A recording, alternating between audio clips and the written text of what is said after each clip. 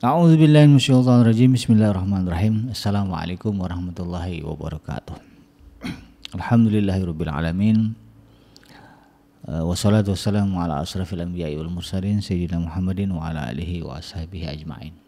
Ya alim Allahumma alimna ma yanfa'una wanfa'na bima 'allamtana wa zidna ilma wa arina al-haqqa haqqan warzuqna ittiba'ah wa arina al-batila batila warzuqna ijtinabah. Rabbana zidna ilman warzuqna fahman wa rizqan thayyiban wa amalan mutaqabbalan ya ghafur rabbana innana amanna faghfir lana dzunubana wa qina adzabannar amma ba'd. Alhamdulillah, segala puji dan syukur adalah milik Allah, Tuhan semesta alam yang telah menciptakan kita. Dan karena rahmat dari Allah, kembali kita berjumpa di channel YouTube iDream TV dalam program Hikmah, himpunan kisah dan motivasi hidup, di mana insya Allah kita akan sama-sama ya mengambil pelajaran dari berbagai kisah ya, kehidupan ya, orang-orang terdahulu ya, agar kemudian kehidupan kita hari ini bisa lebih baik, kualitas iman dan takwa kita semakin baik ya dari hari ke hari. Tidak lupa kita baca salawat dan salam Allahumma sholli ala sayyidina Muhammad wa ala ali sayyidina Muhammad. Assalamualaikum ayuhan nabi wa rahmatullahi wabarakatuh. Semoga Allah subhanahu wa ta'ala menerima salawat dan salam yang kita baca dan dilimpah curahkan kepada para nabi dan para rasul, wabil khusus ya Rasulullah Muhammad sallallahu alaihi wasallam. Dan semoga kita termasuk ke dalam kelompok orang yang akan berbahagia ketika berjumpa dengan Allah nanti di yaumul mahsyar, dijauhkan dari siksa api neraka, dimasukkan ke dalam jannah dan dipertemukan dengan Rasulullah sallallahu alaihi wasallam insyaallah. Amin ya rabbal alamin. Sahabat iDream yang dirahmati Allah di manapun Anda berada, di dalam kesempatan kali ini di dalam program Hikmah ya, saya akan mengangkat satu tema tentang menjauhkan diri dari sifat culas dan juga curang. Sebagaimana kita ketahui bahwa ketika kita ya, hidup di tengah-tengah masyarakat, kemudian kita bekerja ya di lingkungan masyarakat kita, maka tentu ya segala bentuk kecurangan, segala bentuk sifat keculasan gitu ya, nah ini tidak akan bisa ditolerir ya oleh masyarakat kita. Jangankan bicara orang lain lah ya, kita juga kalau berbicara dicurangi kita tidak mau ya. Kita tidak mau. Kita ingin ya ketika berinteraksi dengan orang ya kita tidak dicurangi. Ketika kita berbisnis dengan orang kita tidak mau juga dicurangi. Culas ya, culas dalam bahasa Indonesia itu artinya ada dua ya, ada yang disebut dimaknai sebagai malas ya atau lambat ya. Tapi ada juga dimaknai dengan kata sama ya, curang, tidak jujur ya. Tidak lurus ya. Itu culas ya. Nah culas ini sahabat iDream yang dirahmati Allah adalah sifat haram. Culas, curang adalah sifat haram bagi seorang mukmin. Jadi kalau kita berbicara bagaimana menguatkan karakter diri kita sebagai seorang muslim, maka kita harus berusaha menjauhkan diri dari sifat culas dan curang. Nah, saking haramnya sifat ini, saking tidak bolehnya ini menjadi karakter seorang mukmin yang Allah sebut sebagai kuntum khairu ummatin ukhrijat linnas gitu ya. Kamu adalah umat terbaik yang Allah keluarkan bagi manusia. Jadi Sayyidina Ibnu Abbas ya, mengatakan jadi ketika Rasulullah SAW datang ke kota Madinah ya, ke kota Madinah ya, ketika beliau hijrah, Jadi kata Sayyidina Ibnu Abbas ya, itu penduduk kota Mekah, kota Madinah ketika itu sering bermain curang dalam timbangan. Nah, jadi kalau dagang gitu ya, kan pakai timbangan gitu ya. Nah, itu penduduk kota Madinah ketika itu ada dua ya, golongan besar ya, orang Arab dan orang-orang Yahudi. Ketika itu mereka itu kalau nimbang bisnis pasti banyak sering terjadi kecurangan, nggak pas. Maka kemudian kata Sayyidina Ibnu Abbas ya, turunlah ya, surah Wailul lil mutaffifin ya. Ini surah Al-Mutaffifin ayat yang yang pertama ya hingga ayat yang ketiga ya. Allah Subhanahu wa taala berfirman dan mengingatkan kita tentang haramnya sifat curang ya, menjadi sifat kita sebagai seorang muslim ya. Allah mengatakan wailul lil mutaffifin. Celakalah ya, kalau dalam bahasa terjemah lain neraka wail ya. Ada satu neraka disebut sebagai neraka wail. Allah akan berikan kepada mereka yang Allah akan masukkan orang-orang ini ke dalam neraka wail, itu orang-orang yang curang. Wailul lil mutaffifin. Siapa itu orang yang curang? Alladzina idza iktalu 'alan nasi yastawfun ya. Ketika mereka menerima takaran dari orang lain ya, ketika orang dia bisnis sama orang ngasih barang ditimbang nah gitu ya. Kemudian apa? Yastawfun, mereka minta disempurnakan. Ya enggak boleh dicurangi, harus pas. Ya, kalau sekilo saya minta betul-betul sekilo gitu kan. Wa idza kaluhum, tapi sebaliknya kalau kemudian dia yang nimbang buat orang, awazanuhum ya, atau menimbangnya. Kalau ada orang kalau dia menakar untuk orang atau menimbang untuk orang, Allah katakan di sini apa, orang-orang yang mutaffif ini yukhsirun ya, mereka kemudian mengurangi. Jadi kalau orang nimbang buat dia minta sempurna, nggak boleh kurang. Tapi dia nimbang ke orang lain, dia ngurang-ngurangin. Nah, inilah orang-orang yang Allah sebut sebagai mutaffifin, yang diancam dengan neraka wail ya. Yang Allah sebut sebagai orang yang celaka. Maka dari ayat ini ya, para ulama kemudian mengatakan memang ya, seorang muslim harus menjauhkan diri dari sifat ini ya, dari sifat culas dan curang ya. Apakah dalam berbisnis ya, tentu konteks ayat ini kan bisnis ya, dagang, tetapi bukan semata-mata dalam urusan bisnis, bahkan dalam konteks kita bekerja ya, karena kan kita untuk mendapatkan penghasilan itu kan ada dua cara itu tadi ya. Ada yang berdagang ya. Ada yang kemudian bekerja. Nanti dagang itu kan ada juga yang bikin produk gitu kan, sama aja sebelum bikin produk dijual kan begitu, dagang. Ada juga yang bekerja, ya kan, menghasilkan ya. Nah, dua hal ini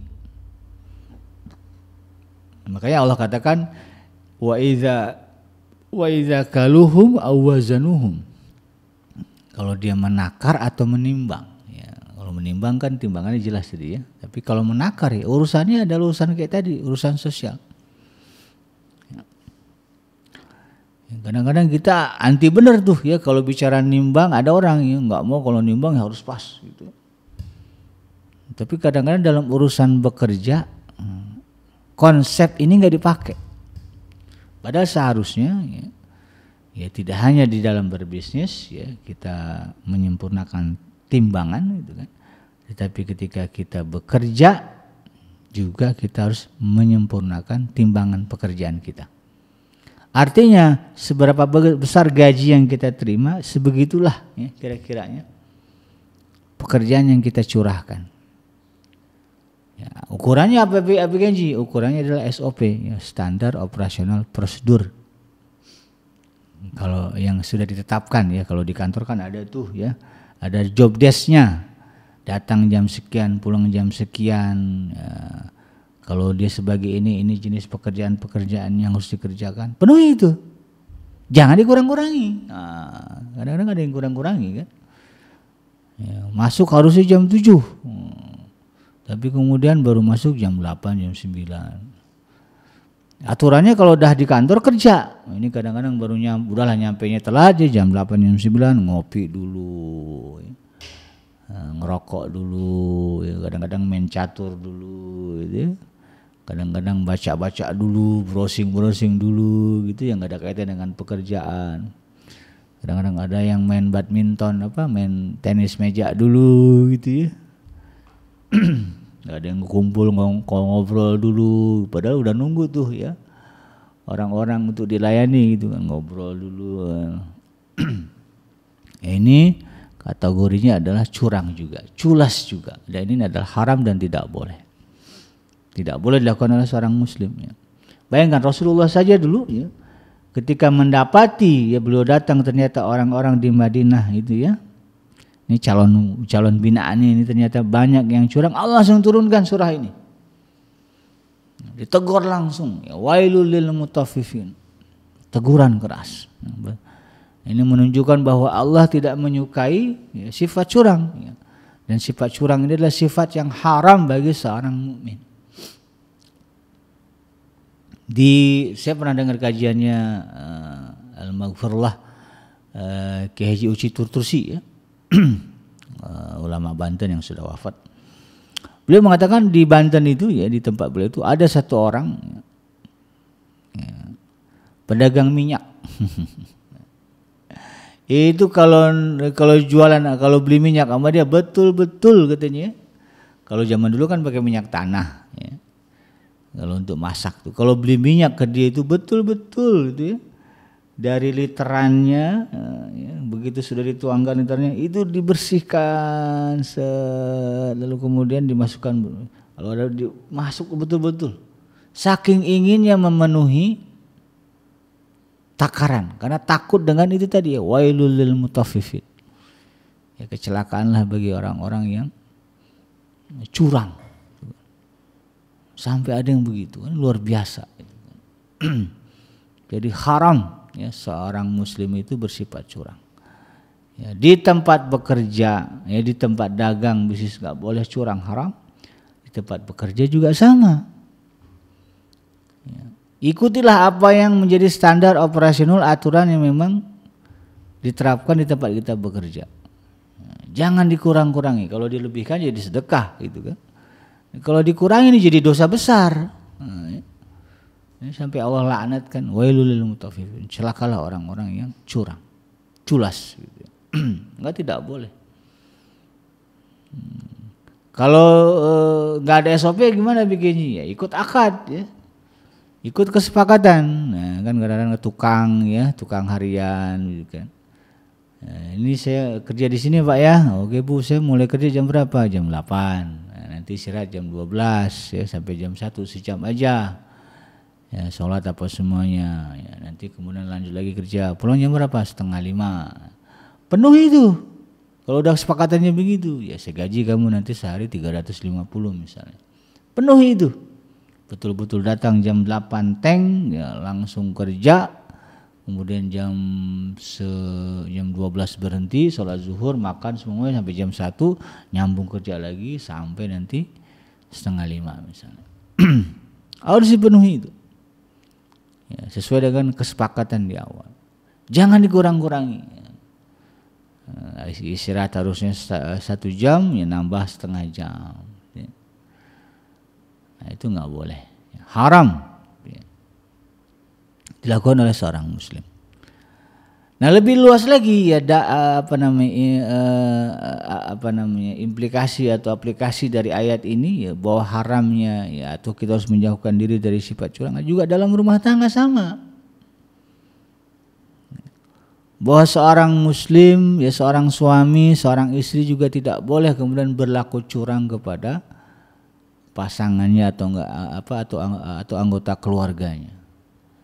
Apa yang menjadi hak istri berikan full, jangan dikurang-kurangi. Nah, itu ya. Apa yang menjadi hak seorang suami juga kasihlah istri ya full, jangan dikurang-kurangi. Apa ukurannya ya kesepakatan di awal ya kan, sebelum nikah ya. Tanyalah sebelum nikah tuh, abang kira-kira mau ngasih nafkah ke adik berapa ya, sebulannya, ya, atau mau dikasih nafkah harian kah? Ya, itu harus ada kesepakatan itu kan. Oh nanti kamu kalau jadi istri abang kasih nafkah bulanan. Berapa besarnya bang? 10 juta misalnya. Nah, itu harus full ngasih 10 juta. Jangan dikurang-kurangi. Dilebihkan bagus, alhamdulillah ya, sedekah. Istri juga sama gitu kan. Ya, harus ada kesepakatan juga itu kan. Abang kan nikah sama saya, kira-kira kalau udah jadi istri abang apa yang harus saya lakukan? Apa kewajiban saya? Ya kalau di rumah dandan yang cantik ya, gitu ya misalnya. Kemudian layani keperluan abang, ya, makan minum abang, jaga masak betul-betul gitu ya, baju disetrika yang benar gitu ya. Itu harus ada kesepakatan. Kalau nggak sanggup jangan kawin sama dia. Bilang aja, kalau kayak gitu abang kawin sama pembantu aja deh, gitu ya. Jangan kawin sama saya. Itu kerjaan pembantu bang misalnya. Ya harus jelas dari awal. Ya kalau memang ada suami, ya, calon suami kita mintanya begitu ya ukur diri aja. Nah, sanggup nggak itu memenuhi? Kalau nggak sanggup jangan nikah sama dia itu. Nah, ini yang kemudian sering jadi percecokan, pertikaian rumah tangga dan ujungnya cerai. Karena kesepakatan dari awal tidak jelas ya. Harusnya jelas dari awal. Ya. Ini yang kemudian kita harus pahami. Jadi istri berusaha memenuhi ya, apa yang menjadi hak suami sepenuh yang dia minta. Suami juga demikian. Anak-anak juga sama. Anak-anak adalah amanah dari Allah, mereka punya hak, maka kemudian jangan kurangi hak-hak mereka. Ya, makanya pahami betul ya apa kewajiban orang tua, apa hak anak gitu kan. Pahami betul agar kemudian kita tidak curang ya dalam pandangan Allah Subhanahu wa taala. Dalam skop yang lebih luas lagi sama ya dengan penguasa. Ya, penguasa ini juga nggak boleh curang ya. Ya, haram curang itu ya. Ya, dalam satu hadis ya, yang diriwayatkan oleh Imam Bukhari dan Imam Muslim ya, Rasulullah sallallahu alaihi wasallam pernah bersabda, Makil ibn Yasir, maaf ya, Makil ibn Yasarin radhiyallahu anhu ya qala. Ini dari Makil bin Yasar ya radhiyallahu anhu ya, dia berkata ya, sami'tu Rasulullah sallallahu alaihi wasallam yaqul, aku pernah mendengar Rasulullah sallallahu alaihi wasallam bersabda, ma min abdin yastar'ihi lahu ra'iyah ya, ra'iyatan ya, yamutu yauma yamutu wa huwa ghassun li ra'iyatihi illa haramallahu alaihi al-jannah. Jadi kata Rasulullah sallallahu alaihi wasallam, ma min abdin yastar'ihillah ya, tidaklah seorang hamba yang diberi amanah oleh Allah Subhanahu wa taala ra'iyatan ya, untuk memimpin bawahan, yamutu yauma yamut, ketika dia mati, ketika dia wafat ya, wa huwa ghassun ya, masih berbuat curang atau menipu rakyatnya. Wa huwa ghassun li ra'yatihi, dia masih menipu, dia masih curang atau menipu bawahannya atau rakyatnya. Illa, kata Rasulullah SAW, kecuali nanti haramallahu alaihi jannah, Allah mengharamkan baginya surga. Jadi orang yang dikasih amanah jabatan lalu kemudian dia curang, dan saat dia berbuat curang itu dia mati di tengah-tengah masa jabatan kepemimpinannya gitu, dia mati ya. Maka kata Rasulullah SAW, haramallahu alaihi jannah, maka Allah mengharamkan bagi dia surga.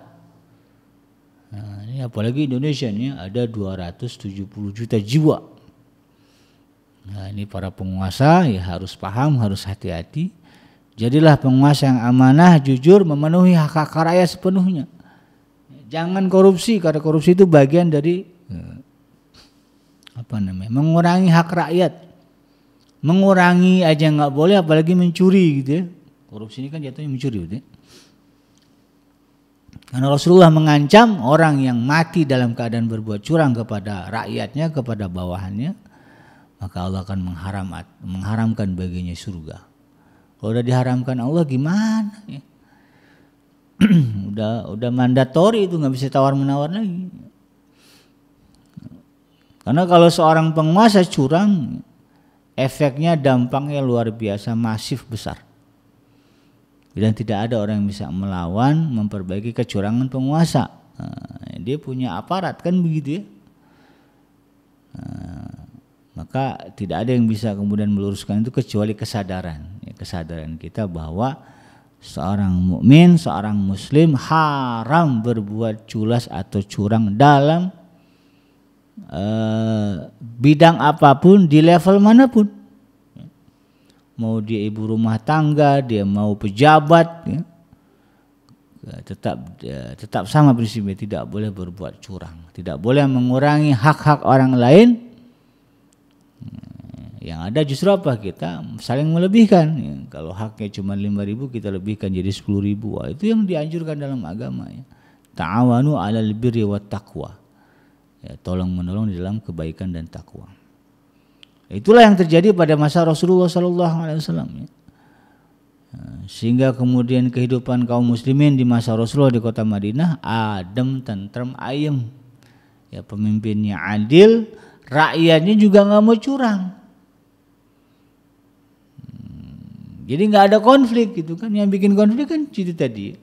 Kenapa pasar kita tuh sering banget rame, ribut lah gitu. Karena ada itu tadi, ada kecurangan-kecurangan yang dilakukan oleh masyarakat.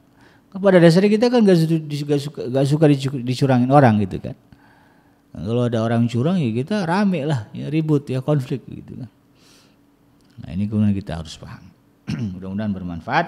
Yang benar datang dari Allah Subhanahu wa taala, dan yang salah semata-mata lahir dari kealfaan dan kehilapan saya pribadi. Saya bikinnya pamit undur. Subhanaka Allahumma rabbana wa bihamdika asyhadu an la ilaha illa anta astaghfiruka wa atubu ilaik. Walhamdulillahirabbil alamin. Assalamualaikum warahmatullahi wabarakatuh.